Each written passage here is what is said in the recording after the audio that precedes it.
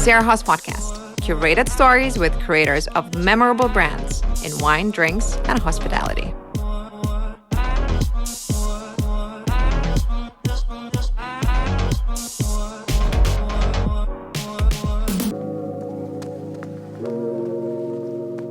Hey everyone, this is Gabrielle, and in today's episode, I'm speaking with Christopher Egger, a co-founder and chief marketing officer of Portofino Gin. Portofino Gin is a premium gin brand from Italy, launched by three friends, Christopher Egger, Ruggero Raymo, and Alessandro Briola in 2019. 4 years later, it is a #1 ultra-premium gin in Italy in terms of volume sold and doing over 4 million euros in sales. Join me in the conversation with Chris to hear the story. So I'm just trying to figure out how you end up in Italy making gin, because that's not at all where you started. You grew up in Geneva, both of your parents are Swiss, and then you went on to study law at the University of Geneva and even later on doing masters in economics and law at the HEC in Lausanne. Was law something you always wanted to do? I grew up in Geneva, that's correct. I had two brothers, and we were all playing music together since a very, very young age. We wanted to be rock stars, I guess, like most of the kids around that age. I was a guitar player, so my dream was to play guitar for a famous band or become, a famous guitarist myself. I had no love for school at all. And I guess the choice of going to the law university was more, I took it as a challenge. I quickly realized that it was very challenging. It was a lot of work. But I liked it, and especially the practical part of it, case studies. I like criminal law. I didn't like so much fiscal law, to give you an idea of my preferences. But it was a lot of work, definitely. I realized quickly that in order to practice law, I would be also constrained to stay in one place because law is national, and it's something I didn't really like because I like to travel a lot.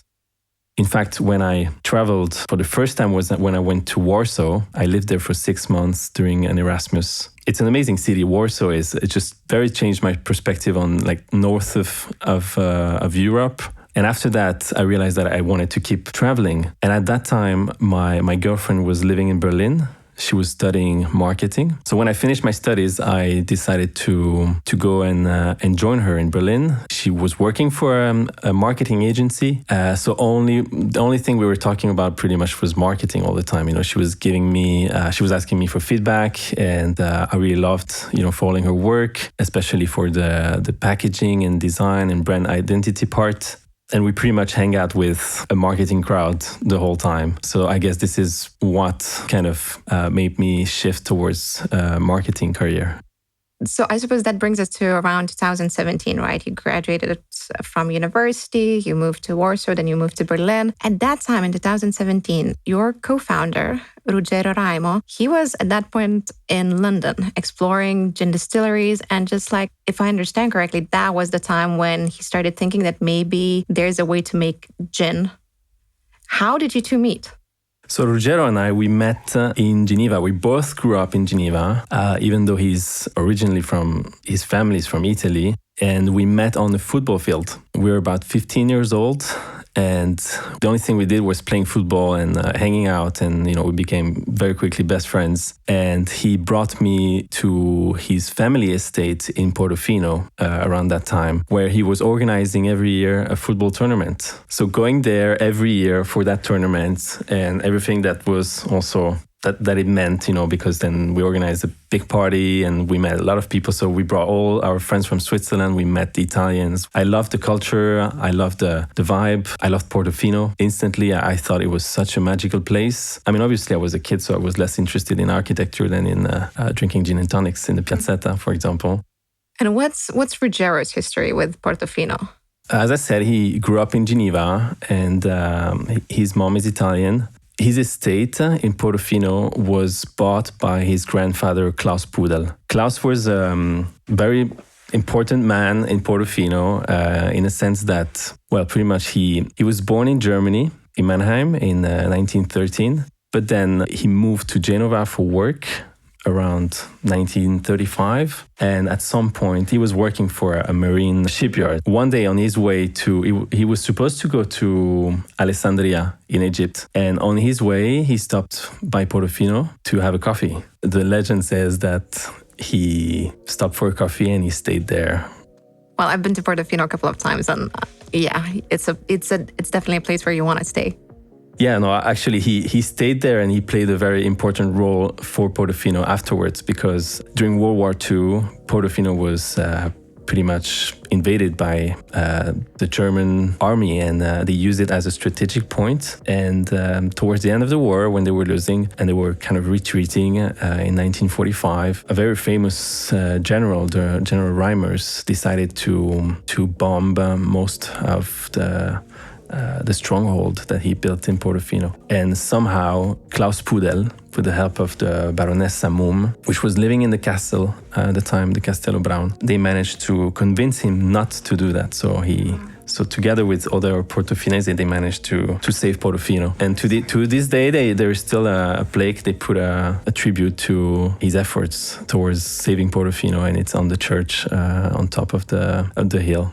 I heard he was also very good at throwing big parties. Yeah, that's something we also like to mention, because he was considered kind of a great Gatsby of Portofino afterwards. He liked to party, definitely. And during the golden age of the Dolce Vita, he was pretty famous for being a very spiritual character in the fishing village, and I think everyone really appreciated his joy of life and what he could bring. You know, Klaus was a very important figure and an iconic Portofinese. Even though he wasn't born there, he became part of the village, and everyone accepted him and took him as a local. Portofino used to be a fishing village, and it's a beautiful village clustered in a small bay on the coast of Liguria. It's at the end of the road. It's very hard to reach. It's a place that is very famous for its colorful painted houses. And it became even more famous during the 50s when celebrities from the film industry came to Portofino. For example, a very famous movie from the 50s,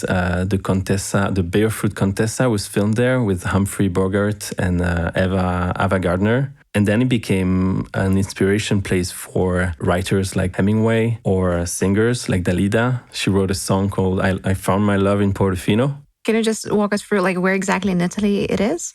So Liguria is on the northwest coast of Italy, and the capital is Genova.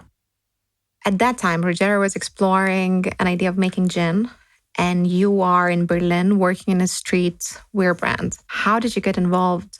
Did Ruggero call you? Were you constantly chatting and then you were brainstorming together? So yeah, we were. I think Ruggero, when he was living in London, he was also trying to find himself, as I was doing in Berlin. I did many things in Berlin. I worked in a lot of different startups. At the time, I was working at a streetwear startup brand called Sneer. And I remember Ruggero and I always wanted to do something together. You know, we were great friends. We wanted to do great things. And he called me and he said, Chris, I have this idea. I want to make gin. I remember I said, this is amazing. We should make it about Portofino, and we should try to export Portofino around the world and trying to convey this mood and this feeling. I knew that it had already worked on me, and I knew this could work on so many people. So we got, Ruggero got Alessandro Briola on board. Alessandro is a real Portofinese in the sense that his family has been there for 8 generations. You have to imagine Portofino is a village that has only about 100 inhabitants living. Wow, very small. Yeah, he's part of one of those families who's been thriving there, and they have a hotel and a restaurant called the Nazionale. And not only was a very good friend, but also Ruggero thought that he would be a perfect asset to conduct some important part of the business over there. So Alessandro joined the team, and at this point, our roles were defined pretty naturally. I mean, Ruggero already had experience in the commercial side of the business. He was working at the AC Milan at the time. Alessandro, he had a hotel and a restaurant, so the finance and the logistic side of the business were more his strengths. Whereas I had been working in marketing for a little while, and so this is when I started taking responsibility for the brand image and marketing efforts. And then quickly, we realized that we had to be surrounded also by experts, and this is when we started hiring people who would bring a different perspective, but also more skills and value to the organization. Well, I first came across Portofino Gin when I was working with a distributor in the UK with there was a wine that I was working for at that time, Palais Constance, and I got to participate in a couple of wine and spirits fairs when both of our products were being displayed side by side. And everybody loved the gin, the taste. But the very first question they had was, Italians are making gin. Can you talk a little bit about gin making tradition in Italy? Because I don't think a lot of people know that Italians been making gin for quite a while. Yeah, you're absolutely right. Gin in distillation, especially in Italy, dates from the 13th century in the University of Salerno. And they were pretty much distilling anything. I mean, we know Italy and we know Italian spirits mostly through limoncello, grappa, amaro, but we can find some traces of gin, or rather juniper-infused spirits that trace back to the 16th century. Gin in Italy existed even before it started being made and commercialized by the Dutch. What I can tell you, though, is that the juniper found in Italy is one of the best in the world, especially for making gin. In fact, Italy is the biggest juniper exporter in the world today for making gin, yeah. Wow, I had no idea. Interesting. Okay, so you three come together, yourself, Ruggero, Alessandro, and you decide to start making gin. Look, none of you have been in gin industry before, even like spirits industry before. Do you have any idea where you need to start? Absolutely not. No, so Ruggero had conducted some research, and when he took us on board, I mean, we wanted to become expert at it. I personally wanted to know everything I had to know about it. And so I started to basically buy books, look up gin on internet, trying to find out how you make it. And yeah, this is when we started to look for a partner, a distilling partner, because the distilling part was probably the most complex to start with. We're lucky because when we looked around Italy, we found out that a lot of distilleries are extremely legit. They have been producing for so many years. This is when we met Antica Distilleria Quaglia. Antica Distilleria Quaglia is one of the oldest distilleries in Piedmont, and they've been distilling grappa for more than over 200 years. They were making gin at the time, and when we approached them with the project, they immediately fell in love with the idea. How do you make gin? Because I think a lot of people have an idea of how wine is made these days, but I don't even know how gin is made.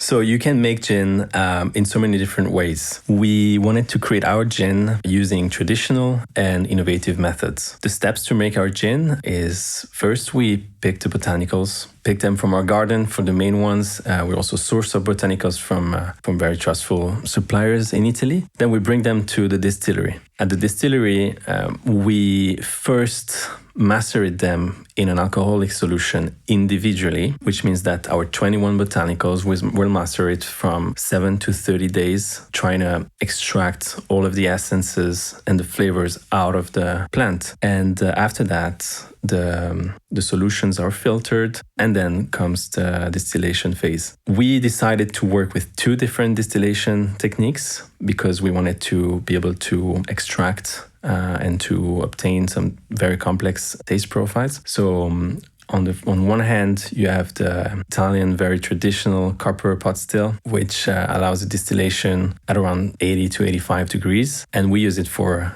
most of our botanicals, but then we quickly realized that if we wanted to get some specific flavors out of some more delicate botanicals, we would have to distill it at a lower temperature. In order to do that, we use a different kind of alembic, which is called a rotovapor. It looks like a scientific machine, kind of something you would find in a chemical studying room. And it's a big bowl, basically a big bowl of glass, where you can extract the atmospheric pressure out of it, which means that less pressure in the still allows you to boil at a lower temperature. And if you think about making pasta on the mountain or at the sea, when in the mountain you have less pressure, the water boils at a lower temperature. It's going to take longer to cook your pasta. Whereas as the sea, there is more pressure. We are closer to the center of the earth, and the temperature will boil.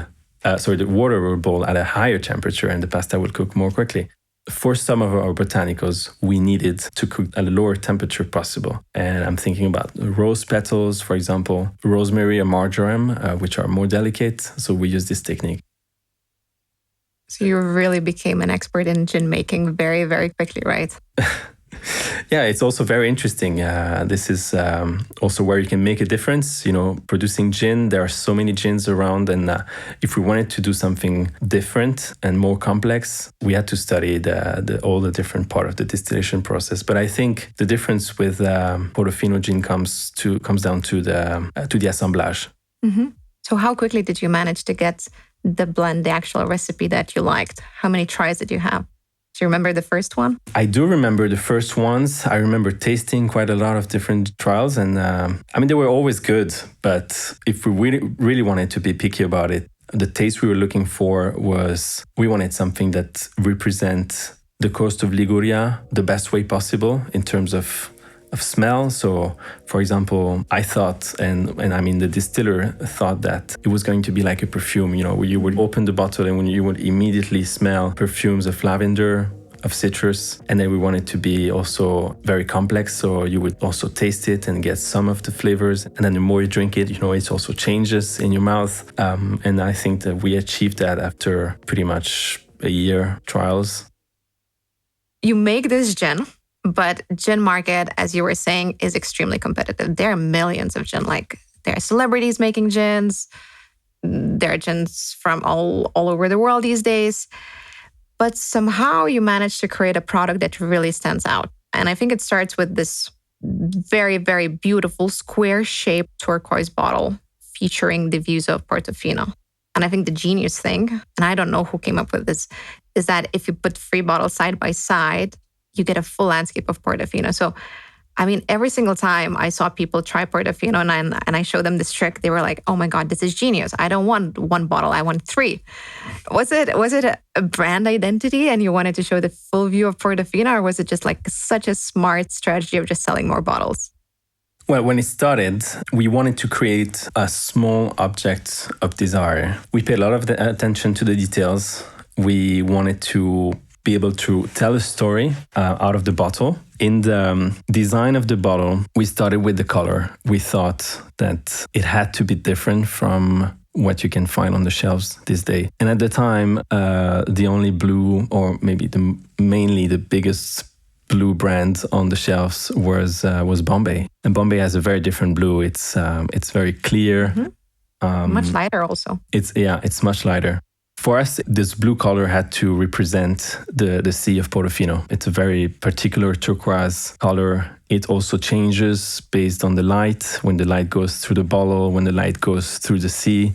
We wanted to be able to recreate this kind of color game. And also the shape of the bottle. That's not very typical at all. No, you don't, because it's not so convenient for the logistic side of it. Oh, how come? It's harder to handle. It's harder to label as well. Oh. You need to have specific machinery in order to do this. That makes sense, yeah. So this wasn't really a strategic idea in terms of logistic, but in terms of differentiation, I think this is what really made a difference, because, as you said, you can put 3 bottles next to each other and you create the whole panorama of Portofino. We absolutely wanted to display the panorama to make it recognizable, so you can see Portofino and its colorful houses on 3 sides of the bottle. And then we added some tiny elements that also respect the tradition and some heritage elements of Italy, such as the font, which is an old Italian foundries. The back label also, you don't see so many back labels like this. It's screen printed and it's very discreet, but it's studied to kind of recall the cornice, which are the frames that are painted around the windows in Portofino. We put a lot of work in the packaging. We worked with an agency in Milan called Fast and Seatbelt. Okay. They're friends of ours. They did an excellent job, and I think we managed to get a product that can stand out on the shelves. Nice. I heard this gossip, and I don't know whether it's true or not, that one of these houses is that where you actually grow all of the botanics. Is that true? Yeah, so you can see this tiny pink house here on the left upper side of the label. This is Casa Montefino. It's the house of Klaus Prudel. Okay. And this is where we have our botanical garden, and we grow most of our botanicals there. In 2017, Ruggero starts exploring the idea of making gin. Then you spend a year and a bit trying to figure out how to make it work. You have an idea of the recipe, the brand. And in April 2019, you produce the very first batch of 3,000 bottles. At that point in time, nobody knows about Portofino Gin. It's something completely new. It's just you three guys, probably, your family, your friends knew what you were up to. But you managed to sell all of these 3,000 bottles just in a month and a half. How did you do it? Well, this came as a surprise because when we started, we thought, okay, we're going to produce 3,000 bottles and we're going to try to sell them to our friends, families, bars and restaurants in Portofino, maybe around in the area. Eventually, if we didn't sell them, we thought we can always drink them. So we didn't start with too much pressure. We also had our jobs on the side, and we really wanted to see how the market was reacting. And I remember Ruggero was doing door-to-door in Milan, going to bars and restaurants, and Alessandro was distributing from his Vespa. I actually have a picture of his Vespa with dozens of cases of gin going around the city, and this is when we started selling and realized that people really loved the product and they wanted more. So we made a second order. Towards the end of the first year, we had sold about 15,000 bottles. Wow. Okay. So I suppose you start selling 15,000 bottles. That's not an amount you can deliver on a Vespa, and it's not in the amount of bottles that Ruggero can just bring door to door in Milan. How did you expand your distribution network? At what point did you sign up, and how did you look for a distributor in Italy? So towards the end of 2019, we were approached by a very important distributor called Velier. It's a distribution company based in Genova. Its owner, Luca Gargano, is a very important figure in the spirits industry, especially for the importation of rums. Luca approached us. He had his hand on our product. Somehow he got to taste it and he liked it. He wanted to meet us in person. So we went to Genova, went to the headquarters. We met Luca. I remember the first meeting was quite impressive because we arrived in this room, which was literally filled with bottles on the table, maybe 100 bottles. I mean, at the time it seemed like 100 bottles, and we were there with our blue square bottle, and we started, talking to Luca and to his team, telling us what they thought, giving a lot of feedback. So that was also very interesting. What was the feedback? If I'm not mistaken, I remember that Luca really loved the taste of it, but he said he wasn't convinced about the packaging, which is a funny thing because usually we would get the opposite feedback. I mean, everyone loved the packaging. I think he considered the product inside so good that he didn't want maybe the packaging to make it look like a marketing product. Like a marketing product, exactly. He didn't want us to change anything, but it was just very, very interesting feedback. So we started with an agreement with them, long-term contract, fortunately, which helped us also to build projections and to kind of predict the future of our short-term sales. And then COVID struck. Oh. But that didn't slow you down, did it? No, I mean, who would have expected that? People stayed home and, well, they started learning about how to make cocktails. Also, digital marketing and online sales kind of started to grow, and so we focus our efforts on those. And this is where I think we kind of made a difference because we were very active on social media, and I think at the time we were building our audience and our following base, a lot of people stuck at home. They wanted to be able to travel, and going through our Instagram page and seeing all these pictures of Portofino and beautiful places in the Italian Riviera, I think that also made them kind of wonder. How many followers do you have now? We have about 21,000. But I mean, the content that you do is super intriguing. I do remember there was one video about some traditional festival in Portofino where you're burning the San Giorgio. Yeah. Can you tell a little bit more? What's that about? Yeah. So through our social media channel, we are also trying to not talk only about the gin, but also about Portofino and its tradition. This particular case that you're mentioning, it's a very important tradition that happens in Portofino once a year. It's called the San Giorgio. So it's a tribute to the saint of Portofino. usually what happens is that they build very big fire in the piazzetta. It's very impressive because it gets very hot. And in the middle they put a tree. While the fire is burning, this tree is going to fall down. And if it falls down towards the piazzetta, it means bad luck for Portofino and for its economy, and for, at the time, also for the fishermen in terms of, bringing food to the tables. On the other hand, if it falls down towards the sea, it means good luck. And I remember the first year when we launched the brand and we assisted to the falot. This is the name of this tradition. The tree fell down towards the sea. Good starting point. Yeah. And then in the later years? Well... ups and downs, right? Yeah, ups and downs. But yeah, after COVID, when life started again as pretty much normal, a lot of markets started reaching out to us and wanted to export our product. Because at that time, you were only available in Italy. Yes.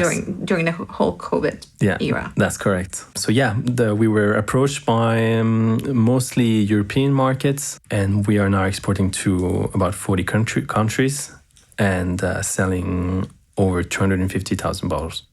So you're saying that distributors were just approaching you?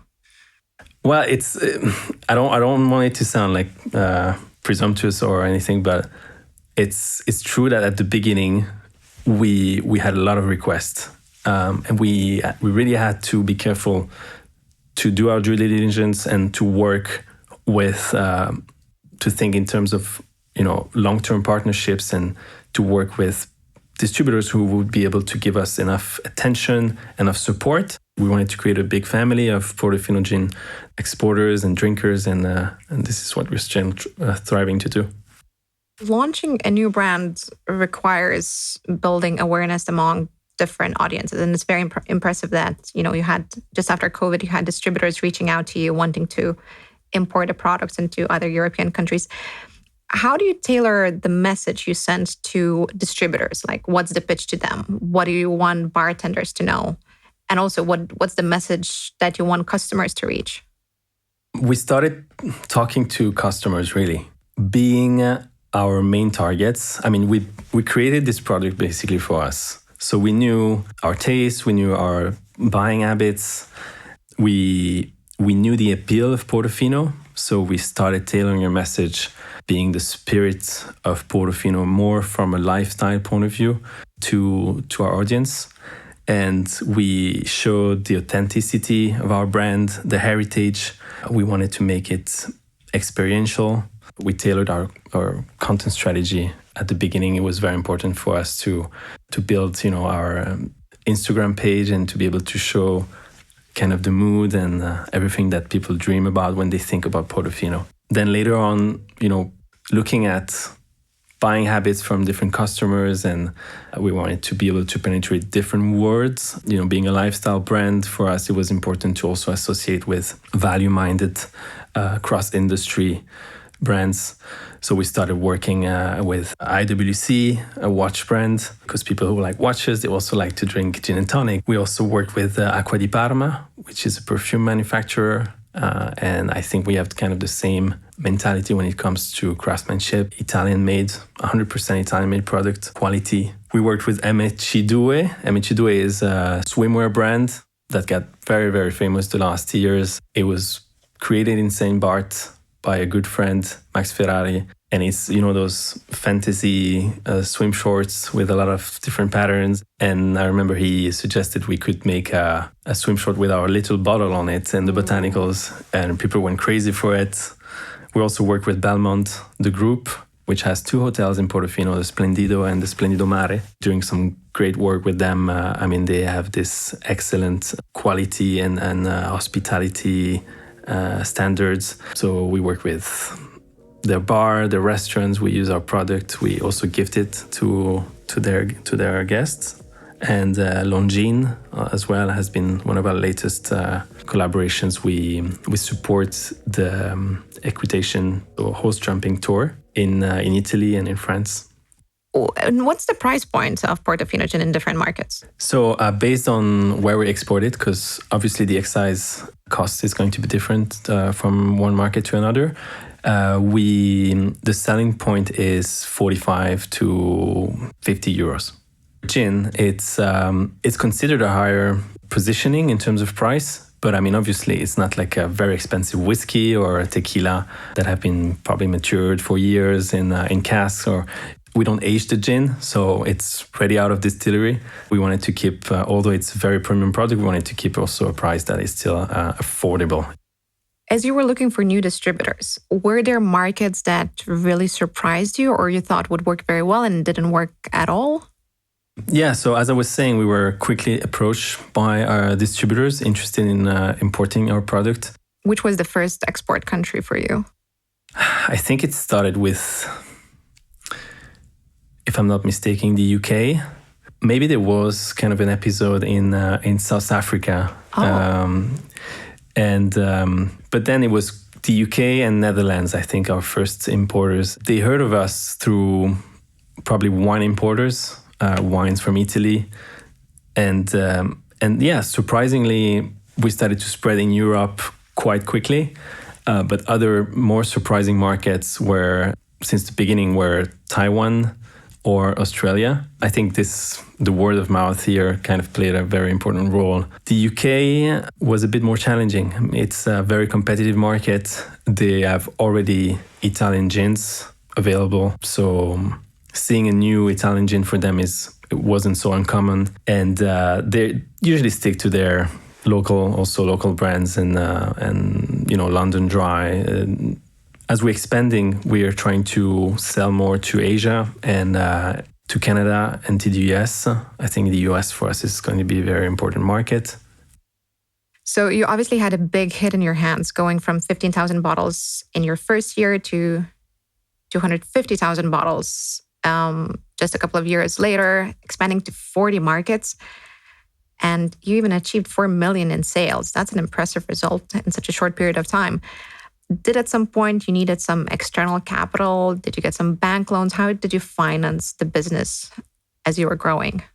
So we managed to grow organically at the beginning. We had optimized production processes, very good payment terms.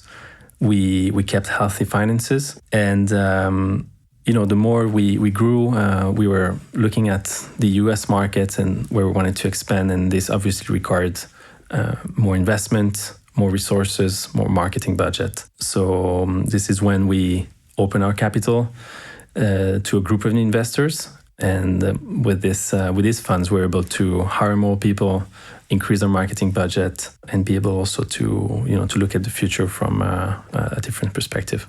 And that brings us, to what's going to be next for Portofino Gin. So you mentioned you're expanding to the US. What else is in the plans?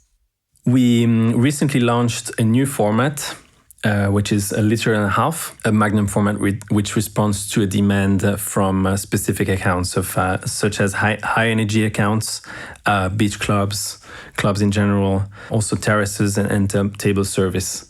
We realized that even if our flagship product, the main one, 500 ml, was very good, but very, very suitable for consumer purposes, we also needed to make a bigger bottle. Recently, we started working on our strategy with these new funds as well in the US. So we were working on a route to market. We know the US is a big market, and it's fragmented. Rules and laws are different from one state to another. So we want to focus on specific states to start with. So those key market states during the first year of expansion are going to be New York and the Hamptons, where we've been selling for already pretty much a year. And it's been going very well. We're present in most of the premium Italian restaurants and bars and accounts throughout the city of Manhattan and the Hamptons, thanks to a close collaboration with Porter. And now looking towards other states, we want to expand to Florida, Georgia, Colorado, and California. We're also implementing a cross-channel focused strategy, which allows us to sell in leading independent retailers, as well as high-end Italian accounts and premium outdoor venues. We are looking at brand ambassadors nationwide. At the moment, we're working with very successful ambassadors in New York and Miami. Exciting. Well, a lot to do ahead. Well, I suppose as you open USA, you will need to significantly increase your production. Are there any investments needed to expand, I don't know, even the garden, to grow more botanics, to expand the distillery? Anything happening there? Yes, absolutely. We already started planting more botanicals in our garden. In terms of production space, Qualia has been very keen on giving us, more importance, more space. So thanks to them, we're now able to produce pretty much every month. What about any sustainability initiatives? Because your bottles are heavy, beautiful but heavy. Is anything happening in that area? Yeah, in terms of packaging, we realized that, as you said, it's heavy. It requires a lot of space to be able to transport it. And I think that the amount of glass that is used in each of these bottles could be reduced. So we started working on the flagship bottle, which is a 500 ml. We managed to reduce its weight use of glasses by pretty much 10%. Which is a huge progress in terms of CO2 consumptions, transport related to weight and raw material consumption.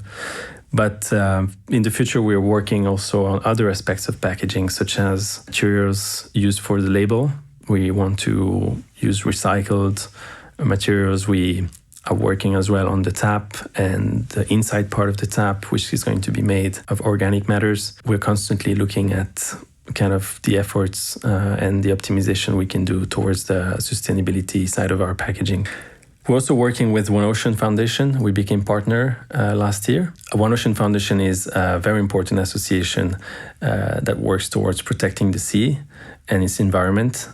We recently worked on a project to replant seaweed in the Bay of Portofino, and it's a plant that allows not only to capture CO2 and to create oxygen, but also it's kind of a hub full of nutrients for the fish. You've been on quite a journey with your very close friends. Were there ever moments that you didn't see eye to eye and had slightly different approaches to problem solving or expansion strategy? Of course, working with close friends means a lot of different challenges, different point of views. We often have different opinions, I have to say. I think that the things that keeps us, focused and also makes us really, really strong is the fact that we share the same vision. We all want to share our passion for Portofino, and we really want to become one of the leading ultra premium Italian gin in the world. And this means, constantly thinking about what's our values and how to move forward. And obviously this makes us forget about, the little arguments that sometimes can come across the way. So throughout this whole journey, what do you think was the most significant contributing factor to Portofino Gin's success? I think that since the beginning, knowing that we can trust each other was a very good drive, at least personally. Knowing that everyone was putting the work they had to, and probably being accountable for each side of the business. I know that Ruggero is working very hard on the commercial side and is really striving at this area. Alessandro and his team are extremely precise and they work very well. I don't have to worry about logistic. I can focus on the marketing aspect of it, and I think this is very valuable. Probably the most valuable lesson I've learned throughout this journey is that a project or a company is only as strong as its team and its people. And being able to surround ourselves with driven people and very hard workers, also extremely friendly and incredible humans, we're able to succeed. This was my conversation with Christopher Egger, a co-founder and chief marketing officer of Portofino Gin. When you have a chance to try Portofino Gin, let us know how you like it. Please connect with us on Instagram @Sierra Haas. and share your thoughts about the episode.